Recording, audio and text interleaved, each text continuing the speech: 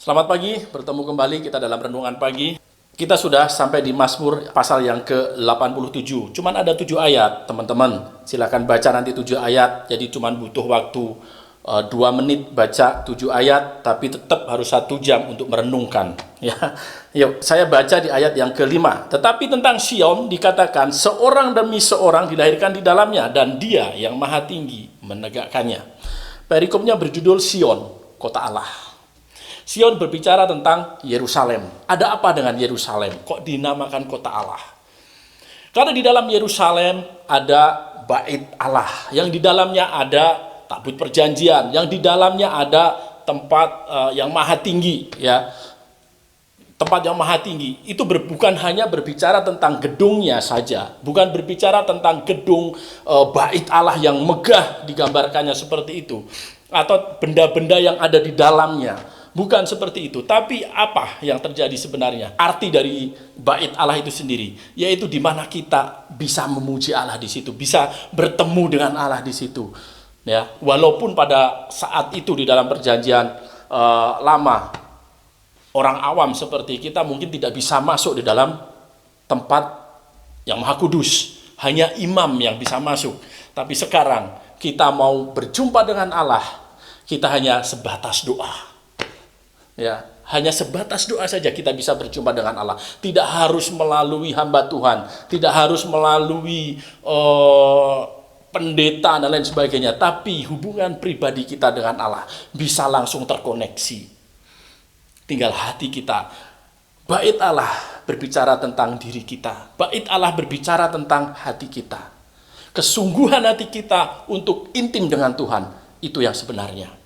Jadi kalau kita baca pasal yang ini, walaupun cuma pendek, tidak berbicara tentang secara harfiah kita harus ke Yerusalem, ya, atau kita harus kiblat kita Yerusalem.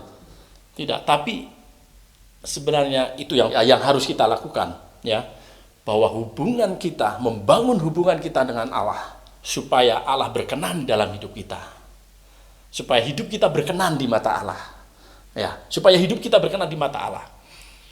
Yerusalem, di situ ada bait suci, ada tabut perjanjian, ada ruang maha kudus, di mana Allah tinggal, di mana Allah ada. Tapi sekarang bukan lagi berbicara masalah gedung, bukan berbicara masalah materi yang ada di dalam bait Allah, tapi hati kita. Apa yang harus kita lakukan buat Tuhan untuk menyenangkan hati Tuhan? Terus kita terkoneksi dengan Tuhan, terus kita intim membangun hubungan dengan Tuhan. Itu yang harus kita lakukan. Supaya apa? Supaya hidup kita berkenan di mata Tuhan. Ya. Supaya hidup kita, supaya mata Tuhan tertuju pada kita. Nah, itu yang harus kita lakukan. Terus kita memuji, memuliakan nama Tuhan, terus kita berdoa di hadapan Tuhan. Ya.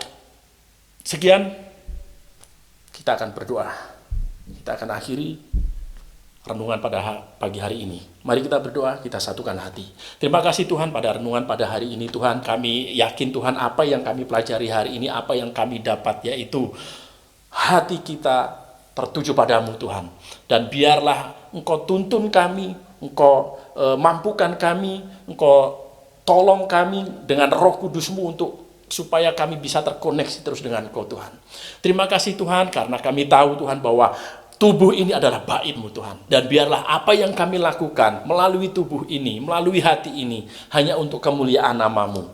Terima kasih Yesus, kami mengucap syukur, kami serahkan hari ini dan minggu-minggu dan hari-hari selanjutnya ke dalam tangan-Mu Tuhan.